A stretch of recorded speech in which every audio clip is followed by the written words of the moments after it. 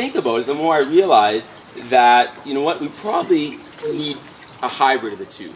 I don't think it's a good idea, and this might be controversial, but to have really a grassroots party where the grassroots have sort of all the power and volunteers have all the power, I'm not so sure that's a good idea.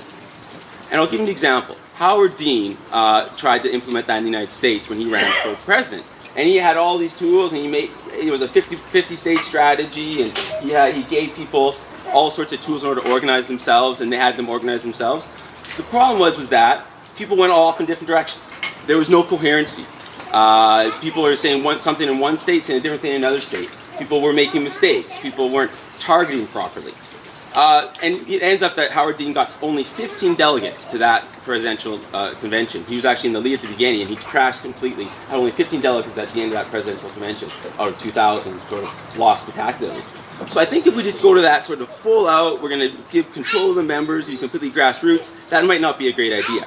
You know? On the other hand, doing a very professionalized or elitist party is not maybe a good idea either. We shouldn't be saying, listen, all we want people to do is just sort of to show up at an event, give us money, and we're going to let the people in Regina run it, and we're going to do some polls, and we're going to just do some robocalls, and that's it. We're going to win like that. That's probably a bad idea as well. And what's interesting is some of the literature that's been coming in the United States on this, showing that that's actually a very bad way to win elections. Because what happens there is that people on the ground, what's called the ground game, that is the people that you meet at the doorstep, they're getting less personal contact.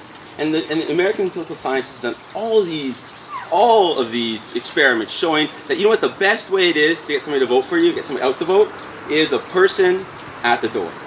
A volunteer at the door. They actually experiments that between paid people and volunteers. Volunteers at the door. That's the best way to get people to come out to vote for you.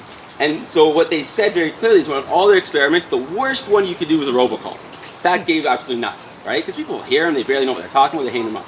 A person at the door, a volunteer at the door that's enthusiastic, that's the best way to get people to vote for you. So what they've been doing in the United States is that they've been using these professionals to mobilize grassroots people, right? So it's a bit of a mix, it's a bit of a hybrid. You have these professionals at the top that are helping out the grassroots organize at the bottom. Because I think in a lot of ways what we're finding is that the grassroots needs professional direction, needs people at the top saying, listen, this is where you should go, this is the type of thing you should do. And the people at the top, they need the people at the bottom, the grassroots, so to speak, in order to go out and actually meet people. So a hybrid party between sort of professionalization on the one hand and grassroots volunteers on the other hand is the most effective way to win.